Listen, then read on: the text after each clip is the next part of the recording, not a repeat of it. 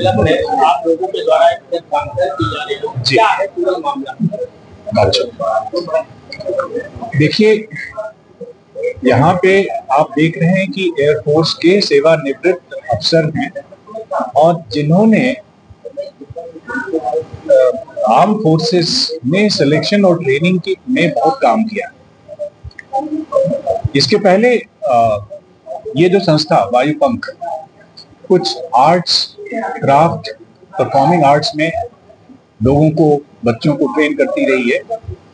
धीरे धीरे करके ये विचार आया कि आर्म फोर्सेस में प्रवेश के लिए, अफसर कैडर में प्रवेश के लिए उनको तैयार कराया जाए और उसकी तैयारी कराने में जो भी शारीरिक, मानसिक, मनोवैज्ञानिक या मॉरल, जो नैतिक जो ट्रेनिंग होती है, जो प्रशिक्षण होता है, वो हम देंगे। तो आज से इस संस्था का शुभारंभ हुआ है, जिसको वायुपंख वॉरियर्स इंस्टीट्यूट के नाम से, अब आप देख सकते हैं यहाँ पर है। आज से इस संस्था का शुभारंभ हुआ।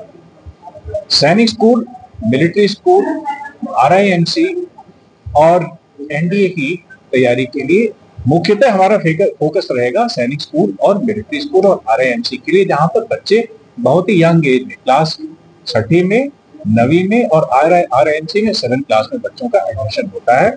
और उसके लिए जो भी तैयारी आवश्यक होती है वो हम करेंगे और अपने अनुभवों के साथ भी उसमें जोड़ करके उनको तैयारी करेंगे। एडमिशन फीस कितनी है?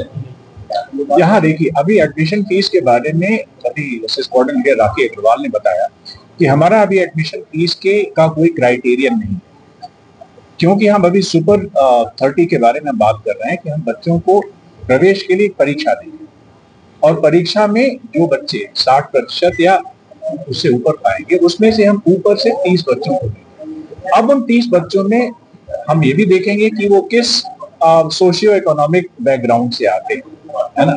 और दूसरी बात कि हमारा उद्देश्य पैसा बनाना है, हमारा उद्देश्य सेवा करना है। और एक बात मैं आपसे बहुत स्पष्ट मैं कह सकता हूँ कि यहाँ पर जितने भी लोग यहाँ पर आए हुए हैं, यहाँ कोई एम्प्लॉय नहीं है, यहाँ कोई इसका कोई संस्था का कोई सेवक और मालिक वाला इस इक्वेशन से नहीं है। हम लोग आए हैं, स्वेच्छा से आए हैं। जिस समाज ने हमको इज्जत दिया है और देश की सेवा करने का अवसर दिया है, अलग अलग स्थानों पर जा करके हम लोगों ने, तो उस समाज को हम अपना एक ड्यूटी समझ कर, this is our duty to give back to society. तो इसलिए फीस, हम फीस जरूर लेंगे, ये नहीं कि बिल्कुल ये फ्री रहेगा, क्योंकि हम बिजली का खर्च, पानी का खर्च, जो बाकी जो अध्यापक वगैरह जिनको हम अपने उसमें तैयारी कराने के लिए, जैसे मैथ्स है, इंग्लिश है, जनरल नॉलेज है, इनके लिए हमने अध्यापकों को एंगेज किया है। उनकी फीस के लिए तो निश्चित सीधी सी बात है कि हमें पैसे लेने पड़ेंगे, लेकिन मैं आपसे इस बात के लिए आपको आश्वस्त करना चाहूंगा कि जहां पर दूसरे लोगों की फीस, उदाहरण के लिए अगर 100 रुपए रहेगी, तो हम यहाँ पे हो सकता है 25 से 30 से 40 या 50% भी हम कम कर सकते हैं। ये इस बात पर निर्भर करता है कि पहले हमारे पास एडमिशन कितने होंगे और उसमें से जितना न्यूनतम हो सकता है हम उसमें से प्रयास करेंगे।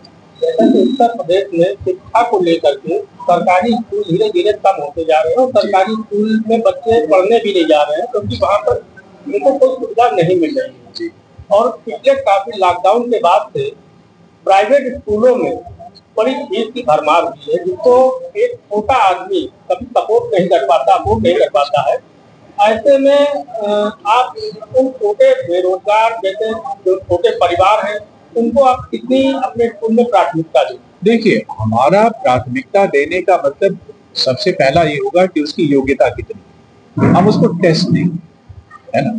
तो टेस्ट के बाद ऊपर से जितने बच्चे, जैसे अभी हमने बताया कि हमारे पास अभी जो बिगनिंग है, हमारी जो शुरुआत हो रही है, बड़ी छोटी सी, बड़ी हम्बल बिगनिंग है। हम 30 बच्चों से ज्यादा हम नहीं दे सकते और उन 30 बच्चों में हमारा क्राइटेरियन क्या रहेगा कि मेरिट सबसे, और ये मेरिट जो है खास करके निचले, जैसे कोई IIT की ट्रेनिंग तो करवा नहीं रहे या IAS की कोचिंग तो करवा नहीं रहे, तो सरकारी स्कूल के बच्चे भी इसमें उतना ही उनको चांस मिल सकता है जितना कि प्राइवेट स्कूल के बच्चे।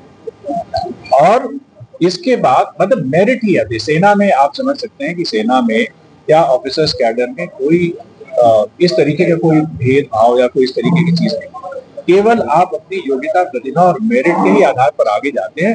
वही मेरिट हम यहाँ पे क्राइटेरिया हमारा जो हमारा मापदंड रहेगा लेने का, मेरिट।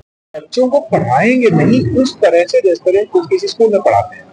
बच्चे अपना पढ़ते रहेंगे अपने स्कूलों में, चाहे प्राइवेट स्कूल में पढ़ रहे हो, चाहे वो सरकारी स्कूल में पढ़ रहे हो।